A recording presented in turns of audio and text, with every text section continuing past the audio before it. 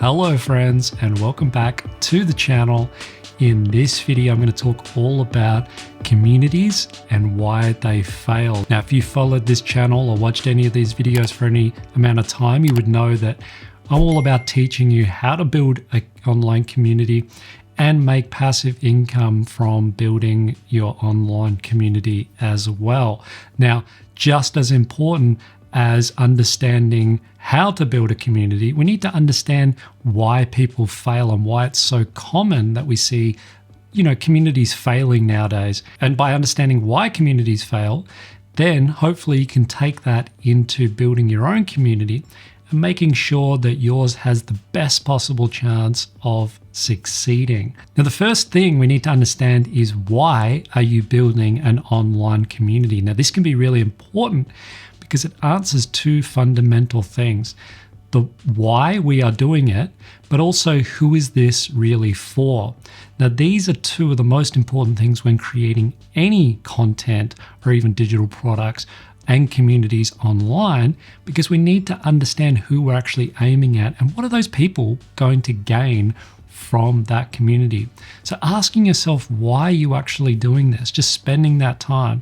And I can tell you from experience, talking to a lot of students over the years, that a lot of them never ask these questions. They just see it as, well, everyone should have a social media following, everyone should have a social media community.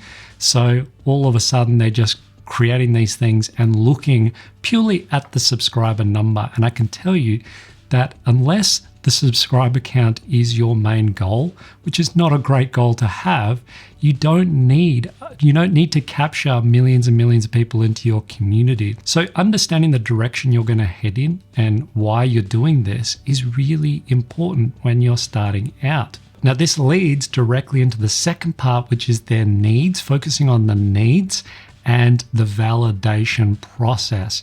Now, I also have a free mini workshop. You can just simply sign up to that for free and just watch that. And I go through in detail all about validation and actually how to go through that process, the things you can actually do, the actual steps to validating something. It's super, super important, but it validates the need for that target audience. So if you think about selling anything online or building anything or starting a community, what value are you offering to a specific group of people? Who are you aiming at and what are you offering them? This is really where the needs come in. A very simple way is just simply asking people what they need, right? Simply going to someone, even if you have one or two followers, say you just know someone who's interested in that sort of area, ask them, what are you struggling with? What are the things that you're most wanting to learn, or the things that you need to really understand to get past that hurdle or to that next step? This is directly leads into the validation process. That is validation. Most people I know from experience, and I did this in the early days, don't validate. So this is a great example where you create products, for instance. People create products all the time. They spend months and months building them. I've seen this so many times. I've made this mistake.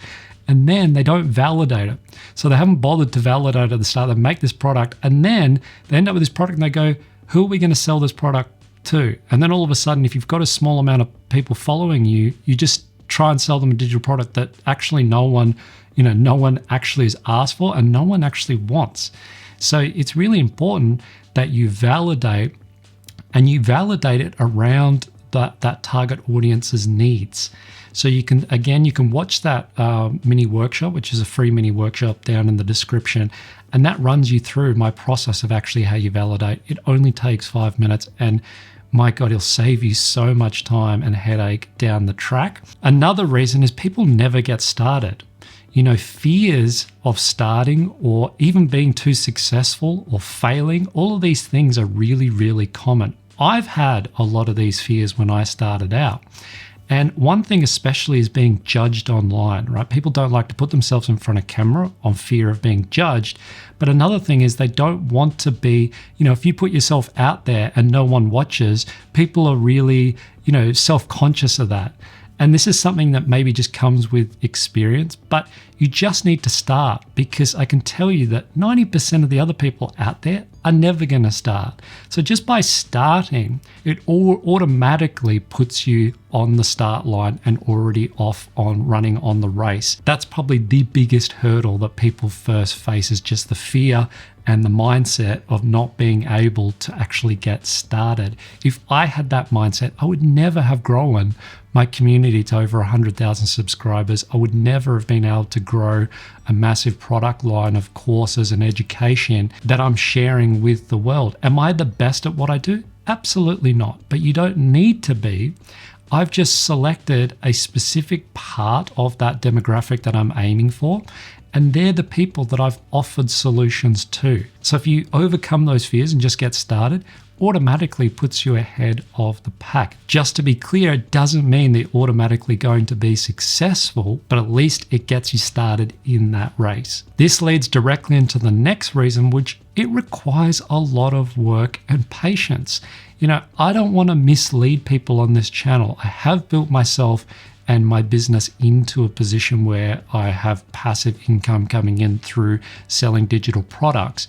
But that did require a lot of work and effort, especially in the early days. Now, as you start to build up products or you build up communities, you can dial that effort back slightly, but you've got to build that to start with. And there is no shortcuts to any of this stuff. If you're looking for a get-rich-quick scheme or anything like that, this stuff is not for you. The truth of what I like to teach people is that the steps that you need to take are relatively straightforward. I can lay out a plan for you of what you can do over the next 4 or 5 years to get to, say, where I am, but you are going to have to put a lot of work and time into that. It's just not going to happen without the effort on your part. So you can just start by committing an hour or two each week. I talk about this in my mini workshop, saying that just start slow. You don't need to start doing 30 hours a week. Just start by doing 1 or 2 hours a week and just slowly, making content, uploading it onto your community, working at a digital product. And over a few months, that's really going to add up. Another reason why communities fail really often is because of the quantity versus quality slider. Now, I literally just made a video about this. I'll also put a link down in the description to that, talking about the quantity versus quality slider. But in short, what I'm talking about is how often do you upload content and how high a quality is that content. Really simple example of this is I've seen a lot of my YouTube friends get burnt out because they set that quality slider really high. So they have to spend, so many hours making a video, but they're trying to do it on a really regular basis. If I look at my content, I'm not saying my content's really bad on my main channel, but I try to bring that quality down to a point that's realistic for a regular sort of upload schedule.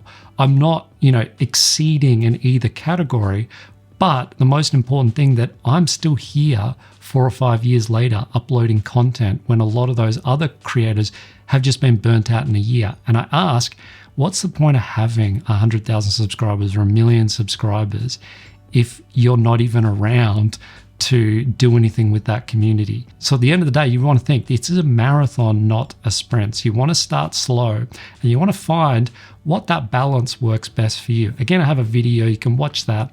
And I just talk a bit about the process that I followed to get to where I am. And again, this leads directly into what I've just been discussing, which is burnout. Burnout is one of the most common ways that people, not necessarily have failed at starting. They've started and kept going for a year or two, but then they just quit. And this is really, really common across all of social media. I've seen it with a lot of my friends, as I've mentioned. This is just something that I feel comes down to a combination of a few different things. As creatives, it becomes really draining after a while when you have to constantly be creative. Now, I know when I'm feeling low or I'm feeling tired or I don't want to make videos, it can be really exhausting to, be creative and come up with new ideas and make content. It can be really difficult. So, I always try to treat this as a marathon, not a sprint. And I always have to keep, dialing in and checking in with myself to make sure that I'm around for the long haul, not the short haul. And if you can follow all of the things that we've discussed in this video, that will really put you ahead of the pack, because a lot of these things that I've just discussed are major tripping points for a lot of people, from not getting started, not validating, not looking at the why, not looking at people's needs, just to name a few of them that we've discussed. These things really do hinder the success of online communities. Now, I don't hide the fact I've made this channel specifically to talk about the methods and the ideology that I've used to get to and build my community online, because I know there's a lot of other creators out there that probably want to do something similar. And having an online community is just a massive part of that. There's so much opportunity and it's so important. And right now, I remember when I started, people were always saying to me, I was reading online, like, oh, it's too late to start a community online. And I thought, is it too late? The funny thing is, 4 or 5 years, they're still saying the same thing. And they were probably saying it years before I got started. There's never going to be the perfect time to start. You just need to pull that trigger, start putting pen to paper, and just take that first step. So that's it for this video. Hopefully you've learned a few things. Again, I'll have links to those things I've been discussing down in the description. You can check out other videos I've made on how to get started over here. I'm working on a new series, which is basically going to take you from start to finish over all the steps. And I'm going to try and use a lot of the free tools available to us. I've basically discussed most of these things already, so you can check out those videos on this channel already. But I'm just going to be going into a lot more detail and laying it more out in a clear plan for you. That's it for this video. Thanks for watching, and I'll catch you in the next one.